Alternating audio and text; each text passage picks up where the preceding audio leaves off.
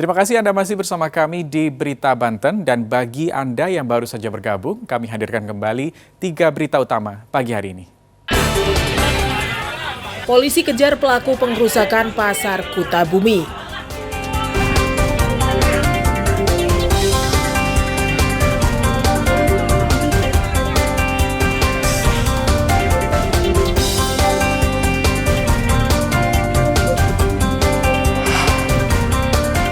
Kompolnas kawal kasus ajudan Kapolda tewas tertembak.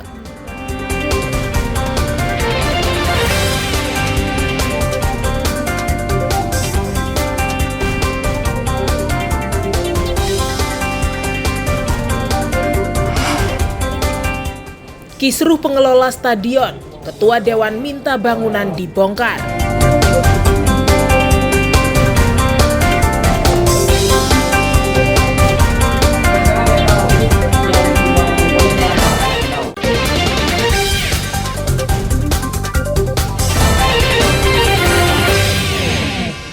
Pedagang kuliner Stadion Maulana Yusuf mendatangi kantor DPRD, bertemu Ketua Dewan dan menyampaikan keluh kesah mereka yang terancam akan direlokasi ke tempat kuliner yang baru. Mereka mengeluh karena harus mengeluarkan biaya tinggi untuk sewa di tempat yang baru. Rencana relokasi dianggap merugikan pedagang, apalagi kios tersebut belum memiliki izin pendirian bangunan dari Pemkot. Kios baru yang baru berdiri itu sudah disiapkan untuk pedagang dengan biaya sewa 12 juta rupiah. Sedangkan pedagang menolak karena tidak mampu membayar. Kita dipanggil dan dikumpulin untuk membayar 12 juta ya Bang. Nah, itu untuk apa? Untuk sewa awningnya ya. Sewa awning selama 5 tahun. 5 tahun dan per bulan ada biaya lagi 300.000. Kita ini di stadion jualannya cuma jualan apa sih? Kopi, mie gitu. Ya, untuk menyambung hidup lah dagang di stadion. Nah tadi sempat para pedagang katanya pengusahanya dari orangnya. Nah, gini. Saya sempat bertanya sama Kadisbora, kenapa ini bisa tiba-tiba keluar PKS secara mekanisme perjanjian kerjasama di pemerintah daerah itu nggak gitu. Nah, saya tanya bahwa ini nih pesanan dari Pak Wali Kota karena ini ponakannya gitu. Oh ya udah, saya bilang kita masyarakat biasa mas. Jadi ya apalah daya nih masyarakat biasa lawannya penguasa mas. Saat dengan Ketua DPRD, Kadisbora mengaku perjanjian kerjasama dengan pengembang merupakan khilafan pihaknya. Surat kerjasama sudah tanda tangan. Namun setelah audiensi dengan pimpinan Dewan, surat perjanjian kerjasama tersebut dengan pengembang akan dicabut. Sempat beberapa waktu saya memang beberapa kali saya tidak mau. Entah kenapa ya, namanya manusia kan ada hilaf. Sore hari menjelang maghrib sudah lelah, akhirnya saya sempat mendatangi. Tapi beberapa lama kemudian, beberapa hari saya batalkan. Itu sudah batal, sudah saya kirim Pak ke Pak Wali Kota, sudah saya kirim Pak Wakil, Pak Sekda, terus ke area bagian aset, ke Satpol PP sudah kita kirim. Ketua Dewan meminta para pedagang tidak takut dengan isu penggusuran yang akan dilakukan oleh pihak pengembang yang di dalamnya terdapat petinggi daerah. Dalam waktu seminggu ini kita tahapannya adalah bagaimana itu bisa terpolis land nanti, tidak boleh dihentikan pembangunannya, tidak boleh lagi ada pembangunan, karena mendirikan bangunan tanpa izin pemerintah itu sudah melanggar undang-undang dan bisa ada pidananya. Saya mengingatkan kepada pengusaha tiganya bahwa jangan main-main dalam aset negara. Ya kita nggak pandang bulu mau itu ponakan wali kota, mau ponakannya gubernur, mau ponakannya siapa. Selama itu mendirikan bangunan di atas tanah negara dan melanggar undang-undang, ya Pak Kadis, saya tidak boleh ada pembiaran. Nah, kita laksanakan sesuai dengan undang-undang tahapan bagaimana caranya agar itu dipolis lain. Lalu itu kalau bisa kita bongkar gitu loh. Nanti kan ada pendampingan dari kepolisian, kejaksaan, semua saya libatkan. Karena saya di Prokominda. Pokoknya intinya Pak Kadis, para pedagang nggak usah takut. Siapapun itu di belakangnya, saya nggak takut. DPRD mengingatkan kepada pengembang untuk tidak mendirikan bangunan di tanah negara tanpa izin. Ia juga tidak segan untuk membongkar bangunan kuliner tersebut jika masih tetap dibangun. Ariel Maranus Ganis dan Fajri Munawir melaporkan dari Kota Serang. Sebanyak 20 pasutri yang didominasi pasangan lanjut usia mengikuti sidang isbat nikah massal yang digelar DKM Masjid Al-Ikhlas, Kampung Sampora, Kelurahan Cigadung, Kecamatan Karangtanjung, Kabupaten Pandeglang.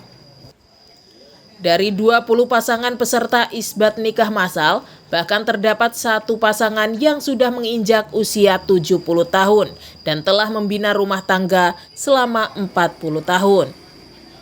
Meski di usia senja, namun pasutri yang mengikuti sidang isbat nikah ini tetap antusias melegalkan pernikahan mereka secara hukum untuk mendapatkan buku nikah. Pasangan Samsudin dan Rohaya, salah satunya, mereka sudah membina rumah tangga selama 37 tahun. Pasangan berusia 56 dan 52 tahun ini mengaku banyak kendala yang dihadapi selama ini, sehingga baru bisa melegalkan pernikahan mereka sekarang.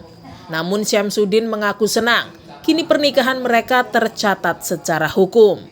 Alasannya lah untuk takut mau ke Mekah, apa kemana gitu kan ya, aku punya buku nikah. Ya sekarang kan buku nikah itu diperlukan. Diperlukan. Untuk anak-anak apa mau sekolah harus ada buku nikah. Jadi kita ada milik untuk jarah lah. Iya. Terus untuk dulu Pak, kenapa nih nggak sampai uangnya nggak ada ya dulu, jadi nggak nembus, jadi nggak punya uang gitu. Iya. Nikah massal digelar karena banyak pasangan suami istri yang tidak memiliki buku nikah. Namun untuk kali ini, panitia hanya membatasi jumlah peserta nikah hanya sebanyak 20 pasangan.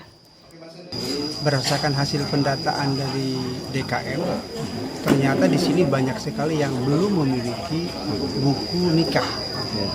Ya, karena belum banyak memiliki buku nikah, ya kita daftarkan, dan kebetulan Pengadilan Agama welcome untuk memfasilitasi. Pihak panitia juga berharap agar masyarakat khususnya yang baru menikah secara agama segera melengkapi dokumen pernikahannya secara hukum karena hal tersebut dinilai penting untuk masa depan mereka. Ariel Maranus dan Andre Sopian melaporkan dari Kabupaten Pandeglang. Konsep budidaya melon yang berada di Desa Dangdang, Kecamatan Cisauk, Kabupaten Tangerang, menjadi alternatif warga mengisi liburan akhir pekan. Agrowisata ini memiliki 4 rumah greenhouse yang digunakan untuk menanam 6 jenis varian melon dengan tekstur daging yang lembut dan manis. Sebelum memakan buah melon, para pengunjung dapat memilih dan memetik sendiri sesuai keinginan. Ditanam dengan teknik hidroponik, tanaman melon ini mendapat asupan air dan vitamin yang cukup dari selang yang telah disiapkan di masing-masing pohonnya. Dalam kurun waktu 50 hingga 60 hari, tanaman melon ini bisa dipanen. Lokasi ini juga bisa membuat para pengunjung bersantai dengan fasilitas kafe dengan suguhan pemandangan danau. Tidak hanya dari Tangerang, pengunjung juga berasal dari sejumlah daerah di Jabodetabek. Banyak pengunjung mencari tempat berlibur dengan suasana lain dari biasanya. Konsepnya sih yang pertama karena melon ya, itu kan fruit kan, jadi saya kebetulan penyuka buah gitu.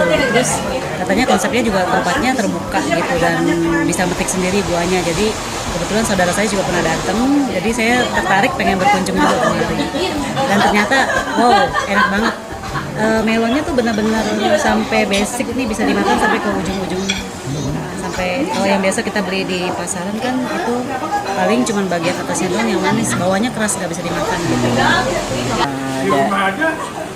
Temen sih ya, teman, jadi jalan pas ada waktu kita jalan sini sambil lihat ya, sambil cobain lah. Tadi pengalaman apa aja yang Cici dapat untuk datang di sini? Yang pasti petik melon sendiri, panen melon sendiri ya. Sama ya wisata, ada ininya lah, maksudnya ada keseruan, kita beli melon, kita panen sendiri, ya kita bisa foto-foto, ya sambil rekreasi lah. Sebelumnya pemilik budidaya melon ini mencoba melakukan riset. Meski bukan ahli pertanian, namun dirinya merasa tertantang membudidayakan 6 jenis varian melon. Kebetulan hari ini kita berada di kebun wisata Akaruku Melon. Nah, awal mula kenapa mau bikin kebun seperti ini? Terus terang saya bukan background orang pertanian, ya kalau bisa dibilang ya. Tapi saya lebih suka orang ketertarikan untuk riset, melakukan riset. Jadi saya riset ternyata memang di Indonesia ini kalau bisa dibilang buah-buah lokal itu masih belum banyak yang produce. Jadi berawal dari sana kita punya ketertarikan bagaimana kita riset untuk bangun kebun dengan buah yang terbaik hasilnya. Kebun wisata Akaruku Melon ini juga bisa menjadi sarana edukasi bagi anak-anak sekolah mengelola perkebunan budidaya melon secara hidroponik.